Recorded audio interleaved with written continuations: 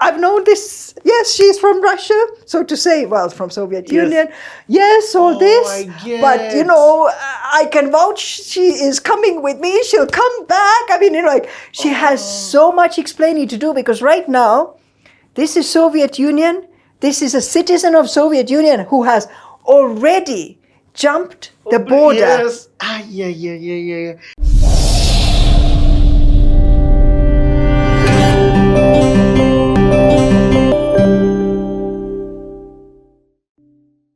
There was somebody from Zambia, there was somebody from Ethiopia, from Kenya, then there was a lady from Japan, there's a couple from Australia.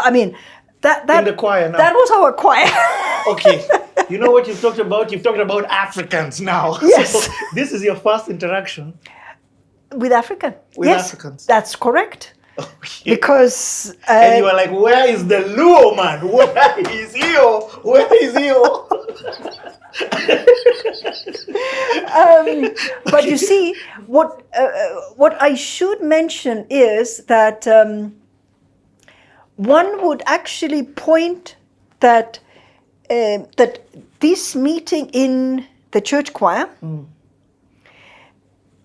actually was not accidental, because one of the things that during my high school, because while I dropped some subjects, namely Russian and chemistry and things like that, I picked up a subject that was library sciences. And we practiced library sciences as a subject in the main Tartu University Library. And as a result of practicing that, I got the membership card for that library. And so in my high school, I could go to the main university library. And what it had besides books, it had musical records. And so they had these little cubicles where if you wanted to do either your individual research, or if you wanted to, because you couldn't go home with the records, you could only listen to them in the library. And so I had a record player onto which I could put the records, and many of them were African music. So I actually had a little notebook on which I had all the codes for my favorite African music. Codes, because you see, you had to identify the music record by its code for you to be able to ask the librarian to bring it out for you.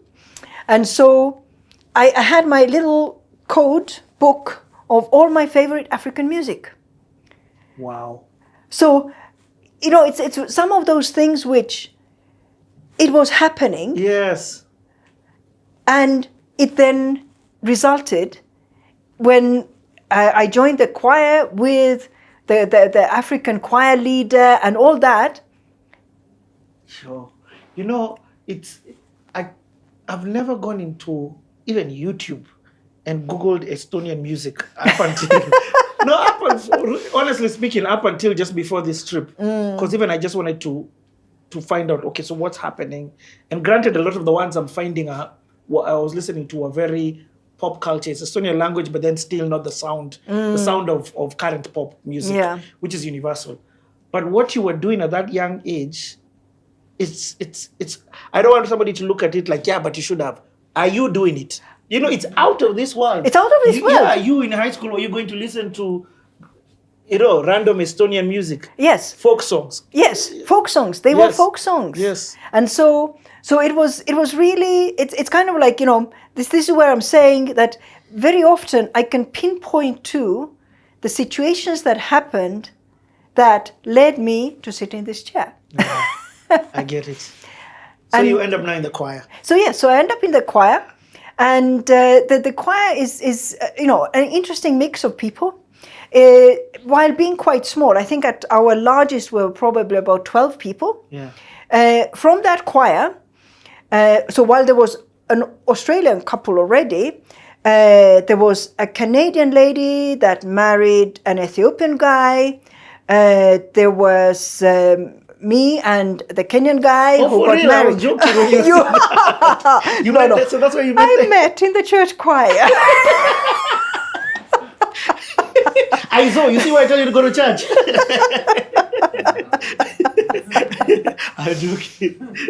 And so it resulted in many couples getting married. It was a very productive church choir. With a 2x2 mandate. Yes. 2 kids. To populate the world. That's crazy. But, okay, Kadri, I need to ask some really honest questions right here. Because sometimes I interviewed Leila Mashari also here, and she went to America.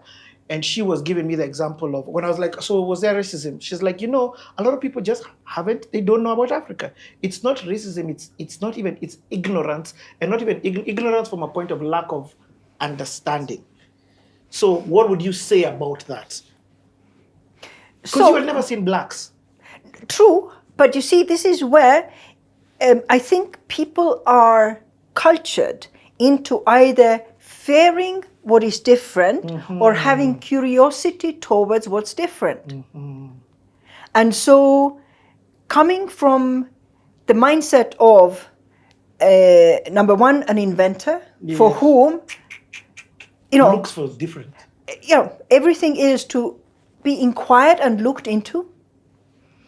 Number two, we did not have in the Soviet Union the thinking that, number one, there were very, very few Africans at all. And the Patrick Lumumba University in Moscow maybe had more of them, but in Estonia, we didn't have any. Yep. And so it's difficult to create a prejudice towards people whom you don't have, because nobody tells you, look, they look different. Look, they must be different. They must be dangerously different. You must actually be apprehensive about them. If you don't have that, you simply have no opinion. No opinion. Yes. And so I did not have that kind of, a negative mindset. And the environment in which you then met them was an inviting one. Yes. Because it's you are different cultures already. Yeah. You are just part of one of the different people. One of the many different people. Yes. Okay, how many other couples were formed out of this mix? There were actually, I think there were 2 more that got married afterwards. And so anyway, I think there are 4 out of 12. Wow. So you met your husband there? In a church choir. Hallelujah. Okay. Let's continue this story because I really want to hear about Independence Day. So you are enjoying school? School is also working with you? Yes. And so... And did you get married soon or no? No, not yet. Okay. Later. Okay. But so anyway, then together with now the Finnish professor who was doing social psychology, like I said, she had some research projects in USA in Michigan. And so after I finished 1 year, she says, by the way, I'm going to the States for the summer. Do you want to come along? Wow. And I'm like, yeah, why not? And so that's Soviet time. I'm going to the States. I went to make the application at the American Embassy in Finland. And, to me, it was no big deal. I just, went, put in the paper, no big deal. Apparently in the background, the number of explanations this university professor had to give. She just went for a visit. Yeah. I've known this. Yes, she's from Russia. So to say, well, from Soviet Union. Yes, all this. But, I can vouch she is coming with me. She'll come back. She has so much explaining to do because right now, this is Soviet Union. This is a citizen of Soviet Union who has already jumped the border. Yes. Yeah. And this is America Russia, America. It's not the Trump time where there is brotherly love. No, there is no brotherly love whatsoever. This is the Cold War, if lack of a better word. It's in the Cold War. Yes. Actually, it is in. It's in the Cold War. Wow. So they are looking at you not as an Estonian. No. This is a Russian coming to America. Yes. And so... What on earth? So apparently she had to give a lot of explanations. But I was given the visa. Oh. And so we travel. And so because part-time, I do some art. And so I had my art supplies in my luggage. Art supplies, metal tubes, a whole series of them in a packet. Guess what? Was that picked up on the scan of my luggage? Of course it was picked up. So I'm straight away pulled out. No way. And it's like, okay, passport, Soviet passport. Oh. What's in your luggage? And so, okay, they were just art supplies. So they were like, oh, okay, it's okay. What? But because this is the first time I'm passing some important borders. I did not take that seriously at all. I was like, okay, you want to look at my suitcase? No problem at all. I mean, like, there are people for whom it would be, oh my gosh. I mean, I've been picked out of lineups here. Oh my goodness. I was like, no big deal. I mean, you didn't understand the magnitude of what happened. I happened. did not understand because at that time I'm what? I'm not even 20. So then So where did you go to? You go to Michigan? Yeah, University of Michigan, Ann Arbor, lovely little town, and so. But now the other part is that I now get to visit your aunt, my relatives, because I had not visited them since they left. Of course not. Oh my God! And so it just so happens that in August of 1991, I'm with my great aunt's son and his family. And my great aunt's son works with IBM. Uh-huh. And so in August 1990, he shows me, look, this 1990, not 91. 91, sorry, I apologize. In August 1991, so he shows me, he's got his home computer and he's telling me, look here, my home computer right now, it's connected to internet. Internet, it's an important thing. I'm able to draw information that is not in my computer into my computer with the use of internet.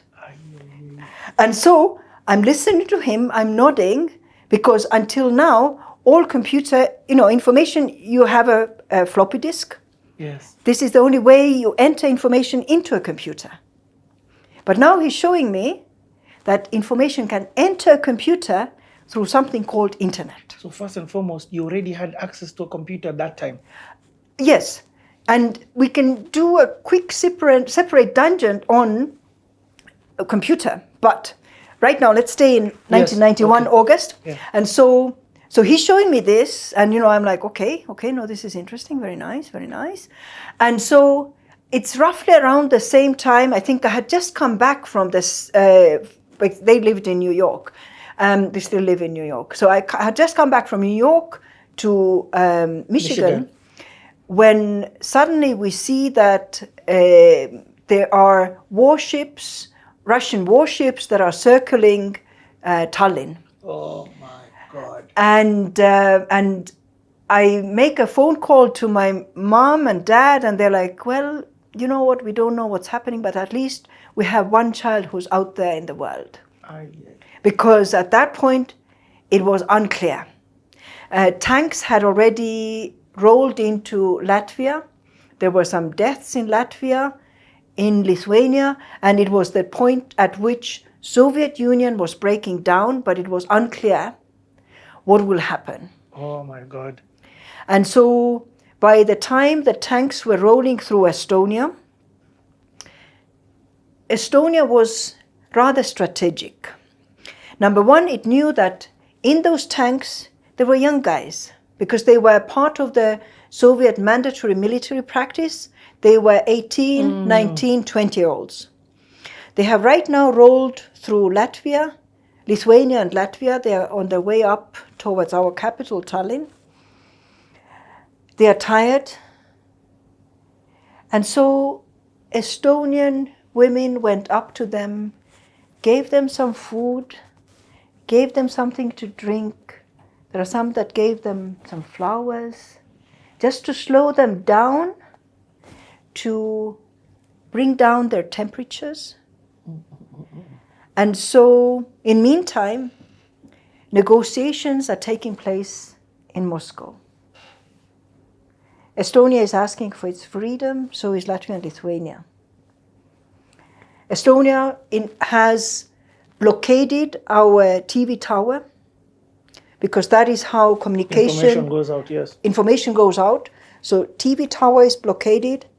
Our parliament is blockaded to protect it so that whatever happens, it's possible to communicate. And so as the tanks are moving towards our capital, we start to see that they're not, because they had shot people in Latvia and Lithuania. Wow. They've not shot anybody in Estonia yet. They are being slowed down with the offerings of some food, and so they are not in a hurry. And as they reach the TV tower, there is a little bit of skirmish, but before anything happens, the announcement comes that Estonia is free. What? There was not a drop of blood. It was discussions, conversations, negotiations, and being kind to the invader, that we got our independence without a drop of blood. And what day was this? That was August 18th, 1991. Okay. Let's take a break. We're coming back after this.